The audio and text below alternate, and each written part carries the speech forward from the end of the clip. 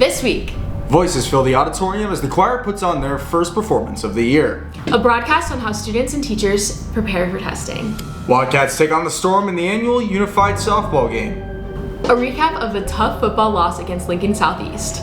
And look back at the display for Hispanic Heritage Month. All this and more on the MWHS Wildcat News.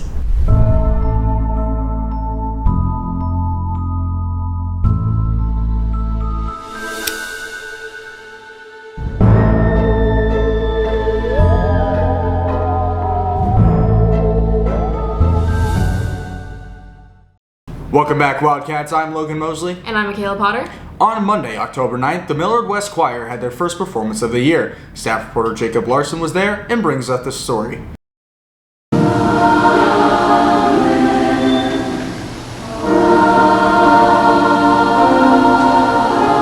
The Millard West Choir had their fall concert on Monday, October 9th in the Wildcat Gym. The Wildcat Choir took the stage at 6 p.m. starting with the Corrala group, which is all girls. Then the Transcendence group came out, which features only 14 singers. The last group, the Singers, had junior Madeline Johnson singing a solo. Singer Madeline Johnson feels her solo, along with the entire concert, went well, even though they had to perform in a makeshift setting. I think it went pretty well. Again, with being in the gym, it's a little off-putting with the sound, but I think I did the best of my ability. Singer Isaac Cottrell feels that working hard for his craft, while stressful, is important to be able to perform at the top of his abilities. It's a lot for sure, but I think that it's worth it for something that you're passionate about. If people had the option to do 2 classes of sports, I think they'd do it. Director Zach Bjornson has had to adapt to the new schedule change with the students.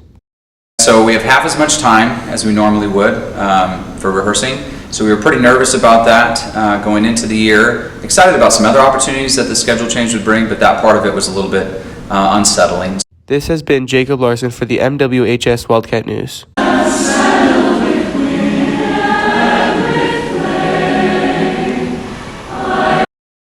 Congratulations to the Millard West Varsity Band for claiming their second straight state championship. Their show, Off the Rails, also won Best Percussion, Visual, Music Effect, and General Effect. Congrats on the great season. With testing season right around the corner, students and teachers both have their own way of preparing for the big day.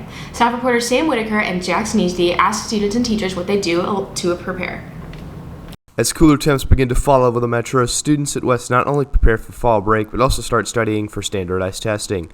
The practice ACT and PSAT have been provided for students on October 11th, but many have been wondering how they could have improved their scores. Right now, we're using On to College, which is produced by John Baylor. We've been doing this for quite a few years. Kids have access to it on his website, so it's ontocollege.com, and they can put in their email address, their Millard email address, their tech ID, and they can access lots of videos. I think there's 22 videos. They go over all the different sections of the ACT test. There's practice tests that are released, 3 that you can take on there as well. Throughout the past week, many teachers have implemented practice exercises and worksheets into their lesson plans in an attempt to further prepare students for the big day. I think the hardest part of the ACT is 2 parts: timing. Each question needs to take the students a minute or less to successfully complete all the questions. The other part that's particularly challenging for the math part of the ACT is just reviewing. A lot of it is geometry, and juniors haven't had geometry for many years, typically. Not only do teachers believe there is a beneficial outcome to studying, but many students have also seen the upside and are looking to take the necessary steps to succeed. Normally on regular tests, I don't study hardly at all, but for these tests, I've been doing online practice tests and stuff to prepare myself.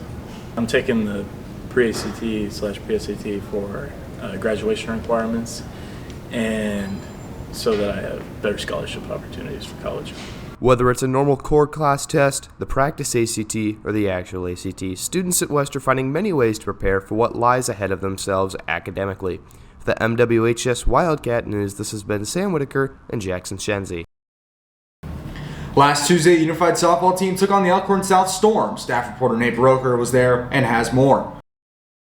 Every year, special needs students participate in various sporting events and activities, and on October 17th, the Wildcats took on the Elkhorn South Storm in their annual Unified Softball game. Members of both the varsity softball team as well as the boys basketball team participated in the game to help out and make the event memorable for alternative curriculum program students.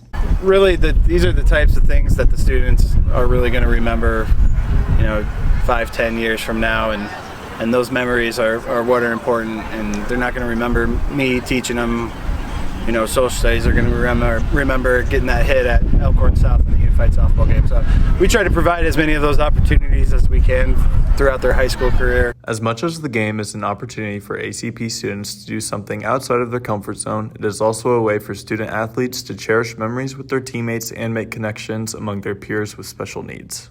For the softball team, it kind of brings us all closer to enjoy and really bond together, and the ACP students, they can all come together, have fun, and just enjoy themselves and feel like they're worth it. During the softball game, students get to participate in various game activities, including pitching, batting, running the bases, and getting the thrill of a fast-paced function. Cheering each other on and being excited for the other team's success is all for a better cause: inclusion. Well, it shows that other people will be with the special needs kids. I have autism and ADHD, so it shows us more on the field.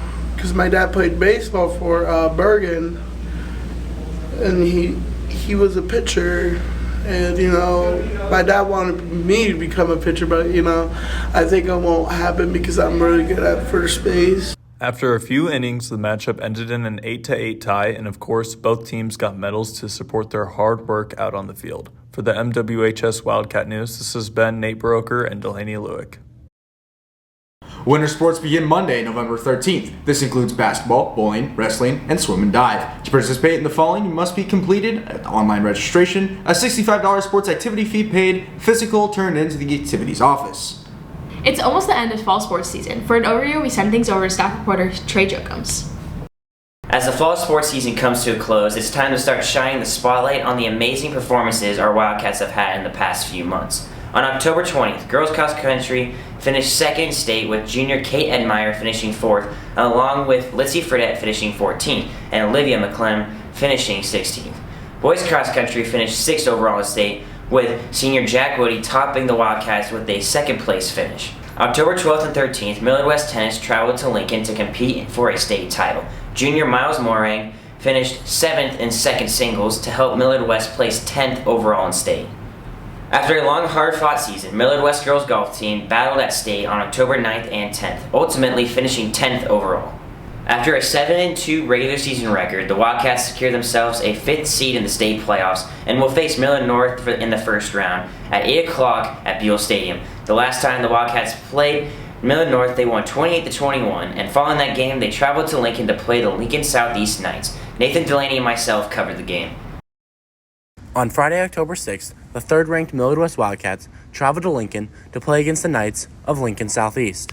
The Wildcats came out of the gate strong, forcing a 3-and-out defensively, and senior running back Bobby Joseph ran in a touchdown, but it was ultimately called back for holding, so the Wildcats settled for a field goal on the opening drive. We really just wanted to run the ball a lot, establish the run game.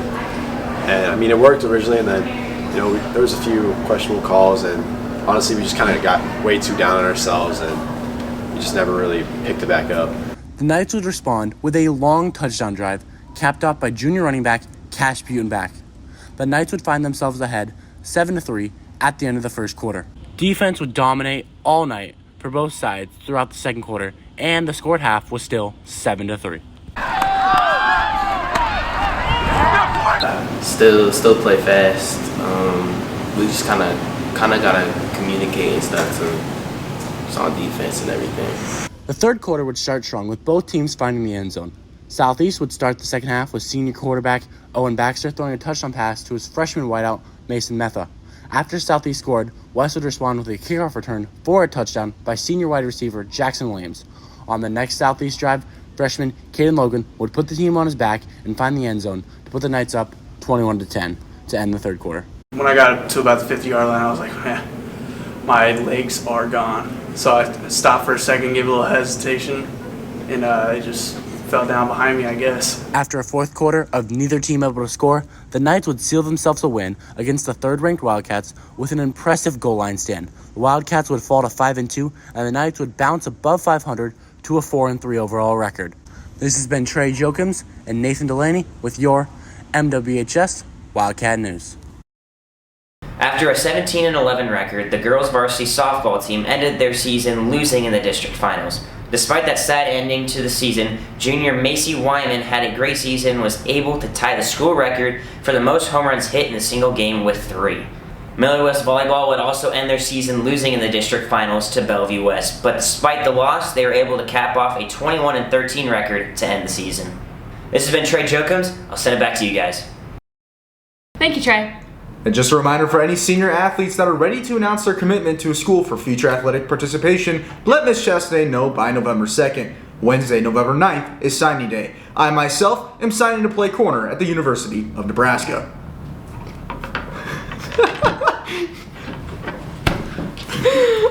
The Unified Musical Frozen will be presented on Thursday, November 2nd, Friday, November 3rd at 7 p.m., and Sunday, November 5th at 2 p.m. Tickets will only be sold online and expected to sell out.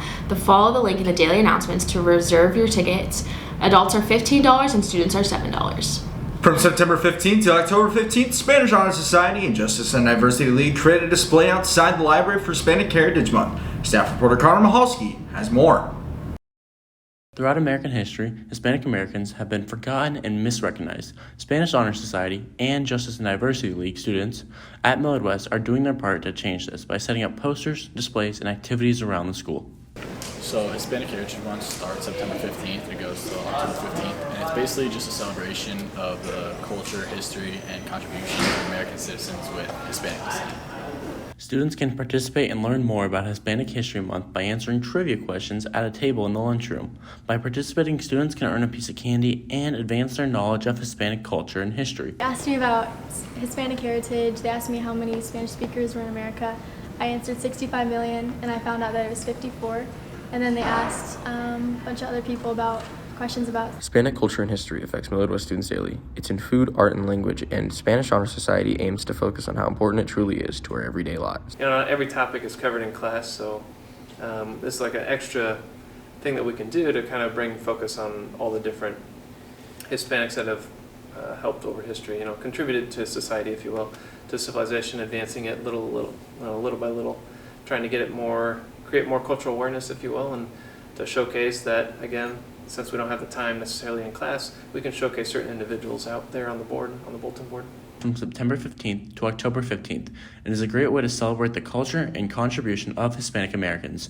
This has been Connor Mahalski and Nathan Delaney with your MWHS Wildcat News. That's all for this week, Wildcats. Make sure to check out the Catalyst online for more stories like these and visit the radio station for news around the school and the Omaha metro area. For the MWHS Wildcat News, this has been Michaela Potter and Logan Mosley. Have a safe weekend, Wildcats. And have a spooktacular Halloween.